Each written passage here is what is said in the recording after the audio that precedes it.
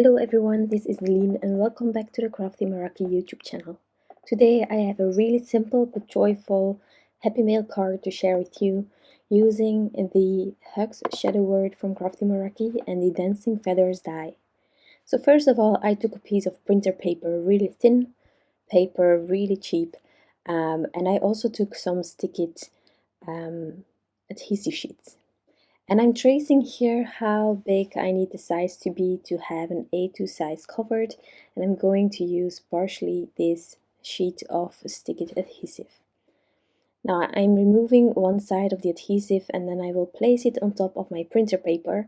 This will be the base for my other rainbow color stripes as well as my white paper. So I wanted to create my own paper for in the background so that I could later on die cut the dancing feathers die and have one smooth panel with this gorgeous stitching details. So I took my Concord and 9th colored cardstocks. As you probably know, I just love their colors. They have a specific variety currently. I don't know if they will ever make more, but I already love the rainbow that they have in their assortment. So I just made sure to have sort of different sizes of strips in their rainbow colors. And I'm placing them one against the other, really pressing them against each other. This stick it adhesive sheet is really sticky, so I had to just take my time to really add everything right against each other. And once I have done the rainbow, I'm going to take just a white piece of paper and I'm going to fill the rest of this stick it sheet with white. I wanted to have one corner of my card rainbow and then the other part of the card I just wanted it to be white, because truly the stitching details from the Dancing Feathers die is so gorgeous. Even if you just use white cardstock, you don't need a rainbow, but as you will see later on, this is really gorgeous, and I just love a rainbow. Whenever I am a bit uninspired, a rainbow always gets me through. So here I just placed a whole piece of paper. I'm going to trim down all of the excess. I just need that A2 sized piece to be able to die cut it. I have just a regular Sizzix die cutting machine, so I need to trim it down quite heavily so that it can fit through my machine. But as you can see, I'm just cropping it with my paper trimmer. All the strips that I have left over that have quite a nice size still, I'm keeping aside just for maybe a later project. I'm not getting rid of them, except for the really tiny pieces. Now this piece I can already run through my die cutting machine, so I will stop here and then I will place that gorgeous Dancing Feathers die on top of it. And look how amazing this is. I just love this. And since I used the printer paper and that was really thin, I have no issues with die cutting this piece. Now for the hugs, I wanted to use this. It's one of my favorite shadow words from Crafty Meraki. They have plenty, so definitely check it out if you don't have any yet, because it's such a nice way of adding a sentiment, and you have several layers. You have the hugs just regularly, then you have a first shadow that I'm now fiddling with, and then if you want to, you can also die cut that whole piece on the left, and then you have a third layer actually to let that hugs really stand out on your card. So I also cut the hugs out of white paper. I wanted to have a bit of a height without having to fiddle with, well, adhesives behind it for the dimension. So I cut it out twice of white paper and then once out of gold. The gold paper is from Tonic Studios. It's the Gold Dust. It's my favorite gold glitter paper. And so I started with adhering everything on top of each other.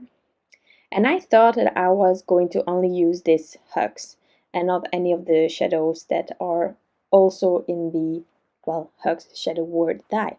So I thought that, but then later on when I'm adding it to the card, I decided that I still wanted to have one of the shadows around it just because it would help me let it stand out. Although we are using glitter and everything, you will see that there is a difference, but whatever you prefer, you just do you, of course. So I aligned these hugs, I added my block on it just to have it really pressed down, and then it was time to adhere everything together. Now, as you can see, this is really cute, and you can turn this panel around as much as you like.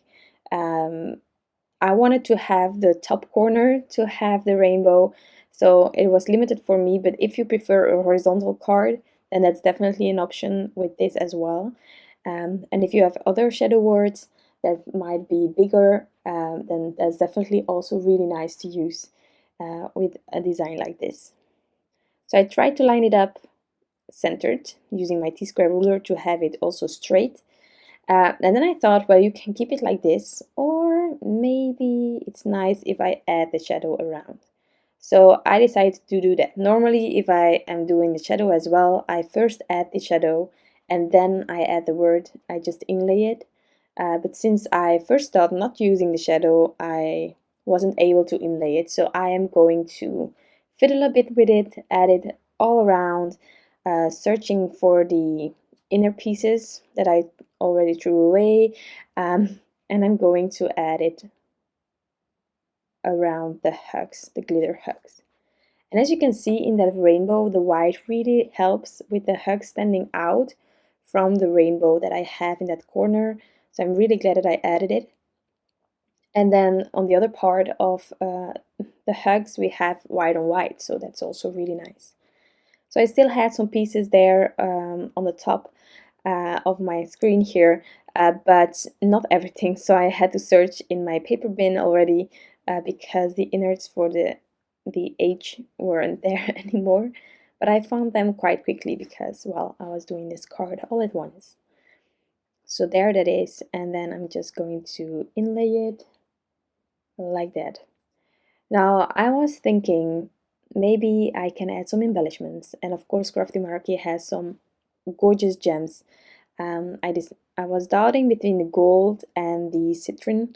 I decided to go for citrine since the gold of my glitter paper wasn't exactly the gold of my, well, of the gold gems. So citrine, way to go. It's just slightly off with the white, so it stands out even if it's just in the white area of the card. But it's subtle at the same time, so that's what I really like about these gems. And once I was happy with placement, I just adhered them really quickly with some liquid glue. And then I had my panel ready to go, add it to my card base, and then this card is all finished.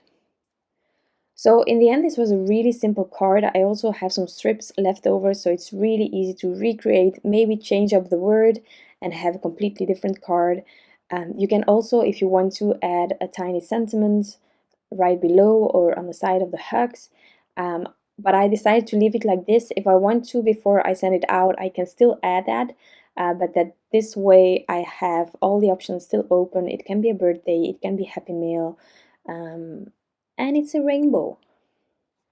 So making sure to adhere this panel on top of my card base. I also used a bit of score tape because personally I find with these stitching details all over the panel that sometimes it doesn't adhere really well and it gets loose, so adding the score tape right on the edges to keep it really stuck on there.